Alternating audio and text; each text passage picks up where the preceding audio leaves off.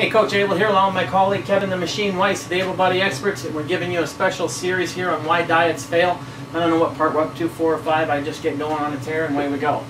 So what I've done is I've formed an acronym for all you to memorize in terms of overcoming eating issues, overcoming diet sabotage, things like that. And I thought I would make it easy to remember, so it's hunger.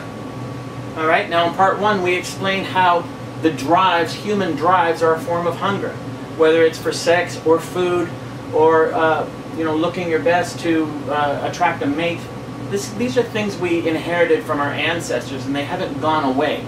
Okay, but what's happened is our environment has completely changed, so we no longer have to pursue food.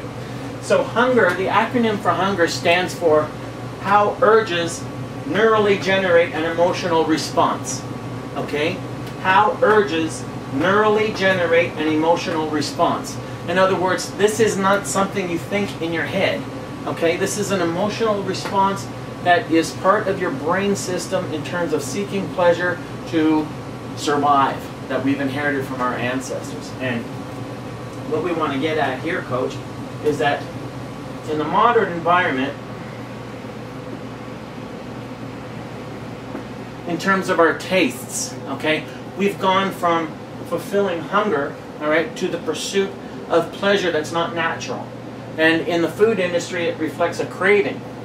Craving, hunger, urge, drive, these are all things that aren't discussed outside of metabolism that we need to start being emotionally aware of, because they're emotional systems.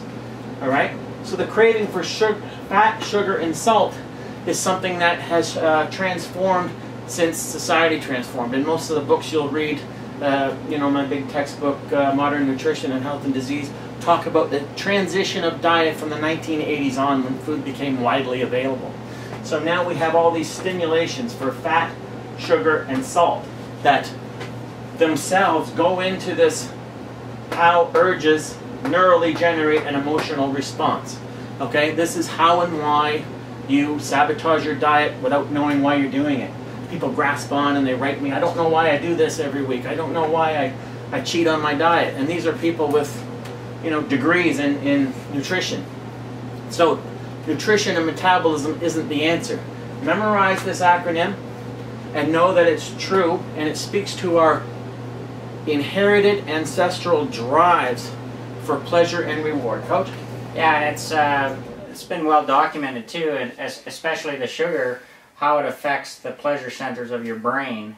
And when you're putting it in that, it's very similar to cocaine and other drugs like that too. Very narcotizing. So when people know how addictive a drug like cocaine is, because of what it does to the pleasure centers of your brain, wanting you, once you have it, you want more of it because you're seeking pleasure. Yeah. Beyond that, the food is doing basically the same thing.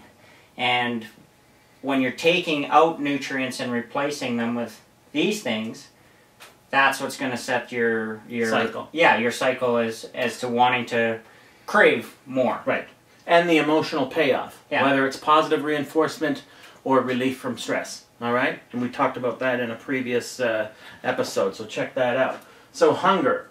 How urges neurally generate an emotional response. Again, that triangle of awareness, physical, mental, and emotional, of your environmental and emotional cues to eating that are non-metabolic. Another diet isn't going to be the solution. All right? I'm tired of hearing that. And this is why coaching is imperative, and this is why we're the best at what we do. Coach? Yeah, it's not about, like what we're always trying to say is it's not about the numbers. If it was such a simple process of saying, eat this much of this and that's it, walk away, that would be really simple and anybody could do that. Right. But when you're dealing with everybody being different and everybody being driven in a different way, that's where a good coach comes in, and they can basically guide you where you should be going instead of just handing you something and letting you go off on your own. And this has been a Coach 'em Up on why diets fail. I hope you're starting to get it. Some of you will, some of you won't.